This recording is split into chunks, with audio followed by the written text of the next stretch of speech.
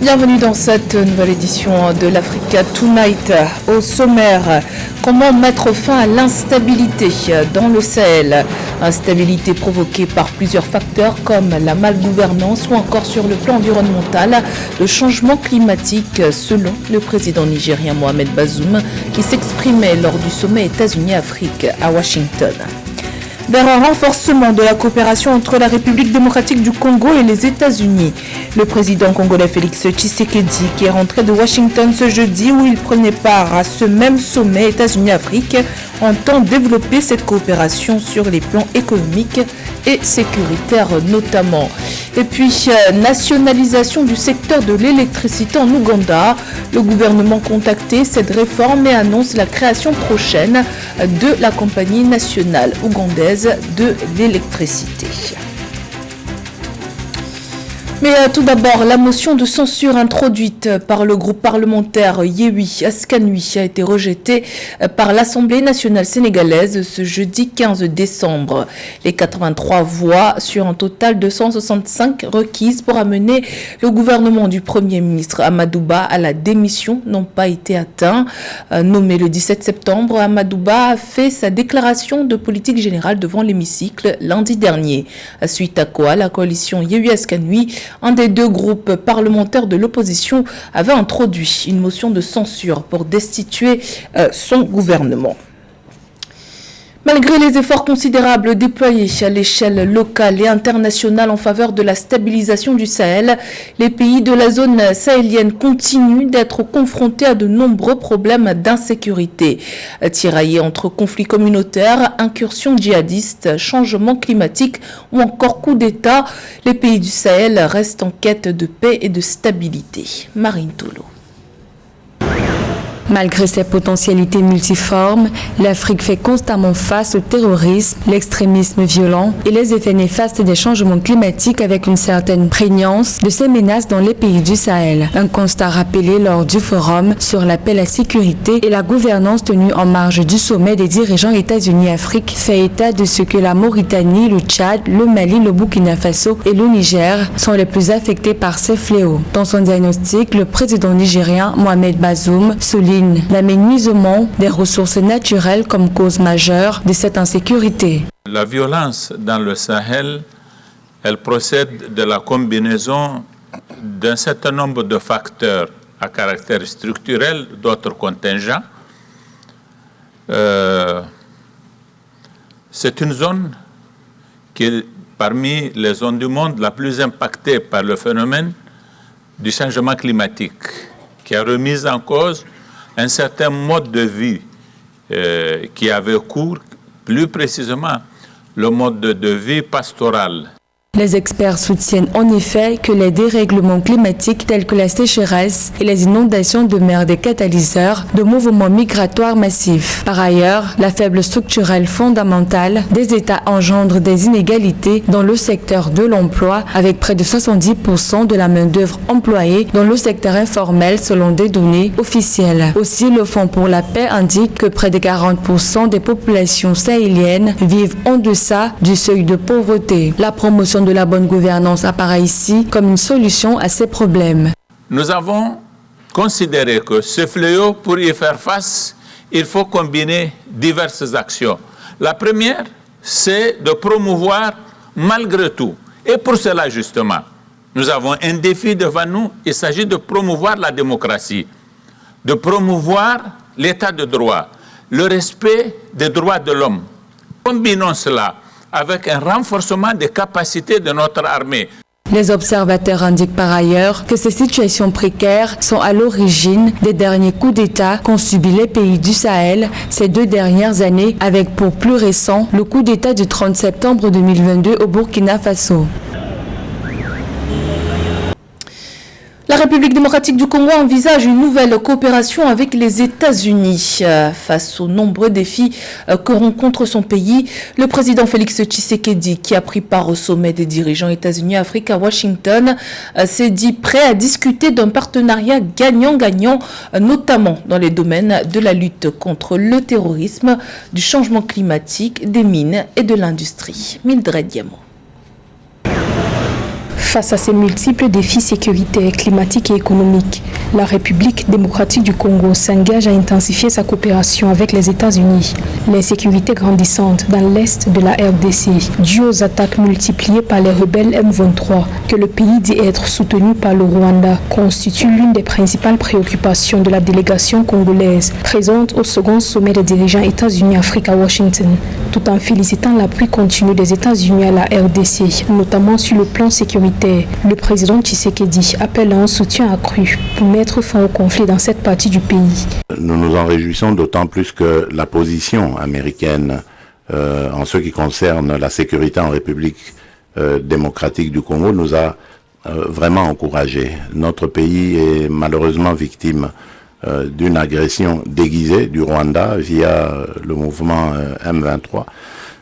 Et cela déstabilise sérieusement cette partie de notre pays. Nous sollicitons le soutien et les pressions des États-Unis pour qu'on y mette fin. Les sources de l'impact climatique sont manifestes. Le 13 décembre 2022, la République démocratique du Congo a connu des inondations et des glissements de terrain meurtriers provoqués par des pluies diluviennes à Kinshasa. Le bilan fait état d'une centaine de victimes, plusieurs déplacés et d'importants dégâts matériels. Alors que la RDC demeure une solution face au changement climatique, selon le président Tshisekedi, le chef d'État appelle les États-Unis à renforcer leur soutien à destination de son pays dans le domaine climatique. Contre le changement climatique, la République démocratique du Congo est un pays solution, mais malheureusement n'est pas suffisamment regardé et surtout pas suffisamment accompagné. Cet accompagnement qui doit venir des pays qui polluent. La RDC et les États-Unis s'engagent à favoriser l'expansion du commerce et des investissements entre les deux pays. En 2021, les États-Unis ont renouvelé leur stratégie de coopération au développement avec la RDC pour un montant d'1,6 milliard de dollars sur 5 ans. Soulignons que depuis 2020, la RDC a la possibilité d'exporter de nouveau vers le marché américain sans taxe douanière.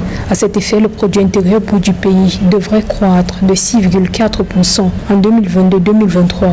Ces exportations constituées principalement de produits miniers et agricoles ont atteint 623 millions de dollars en 2011. Le président Félix Tshisekedi se dit prêt à enrichir cette coopération, notamment dans les domaines de la transformation des mines, de l'industrie et de la création de chaînes de valeur, pouvant offrir des milliers d'opportunités d'emploi. L'Assemblée générale de la Cour suprême de Libye a décidé à l'unanimité ce jeudi 15 décembre de rejeter une loi approuvée par la Chambre des représentants pour établir une cour constitutionnelle dans la ville de Benghazi à l'est du pays. La Chambre constitutionnelle de la Cour suprême à Tripoli continuera donc à exercer ses compétences et ses missions et à examiner tous les recours qui lui seront soumis. En Ouganda, les autorités envisagent à nouveau de nationaliser le secteur de l'électricité. L'objectif de cette réforme est d'attirer des investisseurs dans les infrastructures énergétiques du pays et de fournir aux Ougandais une énergie électrique moins chère. Les détails dans ce sujet de Marine Tolo. L'Ouganda va de nouveau nationaliser le secteur de l'électricité. L'annonce a été faite le 9 décembre par le gouvernement ougandais. Pour les autorités ougandaises, cette initiative permettra non seulement de fournir aux Ougandais de l'électricité à des tarifs abordables, mais elle aidera le pays à se libérer de ses partenaires privés étrangers, notamment la société sud-africaine Eskom et le consortium international Umeme. La nouvelle société, la Compagnie nationale ougandaise de l'électricité, aura en charge la gestion de la production et la distribution d'électricité. Cela tient de ce que le gouvernement tient d'abord à rembourser son endettement vis-à-vis de ses partenaires étrangers. C'est la raison pour laquelle une partie de l'énergie produite localement sur le sol, sur la terre ougandaise, est vendue dans les États de la communauté d'Afrique de l'Est, donc tout autour. Une fois que ce remboursement sera fait, le gouvernement se consacrera cette fois-là à orienter cette énergie à l'intérieur du territoire parce que ses partenaires lui auront donné de l'argent pour construire un réseau de transport de l'énergie et de distribution de cette même énergie. Selon un constat fait par le président ougandais Yoweri Museveni, les partenaires privés étrangers qui exercent dans le domaine de l'électricité pratiquent des tarifs trop élevés. Selon des observateurs, les coûts élevés d'électricité résultent d'ententes entre les sociétés et les hauts responsables ougandais. Face à cette situation, le gouvernement a instruit au ministère de l'énergie de ne pas reconduire les contrats qui le lient à Eskom et Oumeme, des contrats qui arrivent respectivement à échéance en 2023 et 2025. Le gouvernement ougandais a évalué les besoins nationaux en termes d'énergie électrique à 1123 MW pour 2023.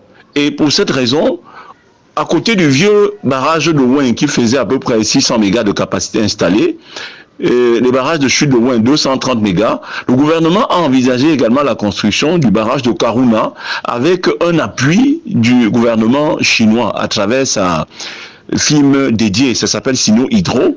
Et puis les financements dédiés également, près de 1,4 milliard de dollars, ont été mis à la disposition du gouvernement ougandais pour pouvoir faire sortir de terre ce barrage. Et la mise en production de ce barrage devait intervenir en 2020. Malheureusement, le coronavirus a fait en sorte que les choses ont pu être décalées. Donc, c'est pratiquement à partir de 2023 que Sino Hydro compte injecter dans le réseau interconnecté de distribution d'énergie électrique 300 mégas. Notons qu'en Ouganda, seulement 57% de la population a accès à l'électricité, selon les données du Bureau national des statistiques. Le Maroc ne jouera pas la finale de la Coupe du Monde 2022. Opposé à la France ce mercredi 14 décembre, les Lions de l'Atlas se sont inclinés sur le score de 2-0 en match de demi-finale du Mondial Qatar 2022. Samedi 17 décembre, le Maroc affrontera la Croatie en match de classement. La France, quant à elle, sera opposée à l'Argentine dimanche en finale. Retour sur cette rencontre avec Cheikh Omar Kamara. Mercredi 14 décembre 2022, la sélection du Maroc a échoué à atteindre la finale de la Coupe du Monde Qatar 2022 après sa défaite face à son homologue française sur le score de 2-0. Pourtant, les Marocains se sont démarqués durant une longue partie du match, se créant des occasions plus nettes que leurs adversaires du soir qui avaient marqué dès la 5e minute de jeu. Là, on a donné le maximum, c'est le plus important. On a eu quelques blessés qui nous aident pas. On a perdu Aguerre dans l'échauffement, Seyss, Mazraoui à la mi-temps. C'était un peu trop pour nous, mais j'ai rien à dire parce que les joueurs qui sont rentrés, ils ont donné le maximum. On a été au bout, du bout. Et après, contre une équipe comme la France, la moindre erreur, elle est payée cash. On rentre pas bien dans le match. On a eu beaucoup de déchets en première mi-temps. Et on ne peut pas passer en finale avec autant de déchets techniques que la première mi-temps. Les Marocains reprennent la pression sur les Bleus, monopolisant le ballon mais sans parvenir à se créer de réelles occasions. Bien que dominés, ce sont les Bleus qui finissent par marquer un deuxième but par Randal Kolo Muani, tout juste entré en jeu à la place de Dembélé. Et ce sera le résultat final. En deuxième mi-temps, on a été un peu plus, adroit. On a moins perdu de ballon, on leur a posé des problèmes, on s'est créé beaucoup de situations.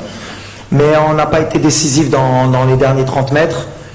Malheureusement pour nous, on voulait marquer pour leur mettre le doute. Et après, avec une équipe comme la leur, avec les talents qu'ils ont offensivement, on sait qu'on peut être puni à tout moment. Et c'est ce qui s'est passé sur le deuxième but. Le deuxième but, Malgré cette défaite, la première depuis le début de la compétition, le Maroc peut se réjouir de son parcours dans cette Coupe du Monde de football. Les poulains de Walid Regragui avaient terminé premier de leur poule avec 7 points et leur sélection était jusqu'à ce match de demi-finale la meilleure défense du tournoi avec un seul but encaissé, marqué malencontreusement par Naïef Aguerre lors du match contre le Canada. L'histoire retiendra également que le Maroc est le premier pays africain à se qualifier pour les demi-finales de la Coupe du Monde et pourrait être le premier à terminer 3e. Également dans l'actualité, les athlètes kenyans étaient à l'honneur lors de la célébration de la 59e édition de la fête nationale du Kenya ce lundi 12 décembre. L'administration du président William Ruto affiche clairement ses objectifs, reconstruire et monétiser l'industrie sportive du pays. Lundi, le dirigeant kenyan a d'ailleurs annoncé la candidature de son pays pour l'organisation de la Coupe d'Afrique des Nations de football 2027. Nathalie Mo. Le sport a été mis au premier plan de la célébration de la 59e édition de la Fête nationale du Kenya le 12 décembre 2022. Fier des performances des ambassadeurs du pays lors de compétitions internationales, le président William Ruto a montré la reconnaissance de la nation à 7 sportifs champions d'athlétisme, parmi lesquels la championne du 800 mètres aux Jeux du Commonwealth 2022, Mary Moraa, et Hélène Sionbois, médaillée d'argent au relais 4x400 mètres des Jeux africains de 2015.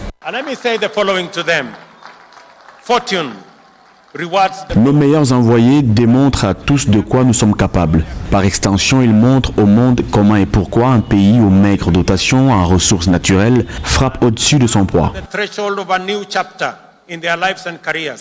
Au Kenya, le sport est un véritable ciment de la cohésion sociale et de la paix. C'est dans cette logique que se tiennent tous les 2 ans les Jeux olympiques Maasai. L'édition 2022, organisée le 10 décembre, avait pour objectif principal la lutte contre le braconnage des lions, avec pour thème remplacer la chasse par le sport.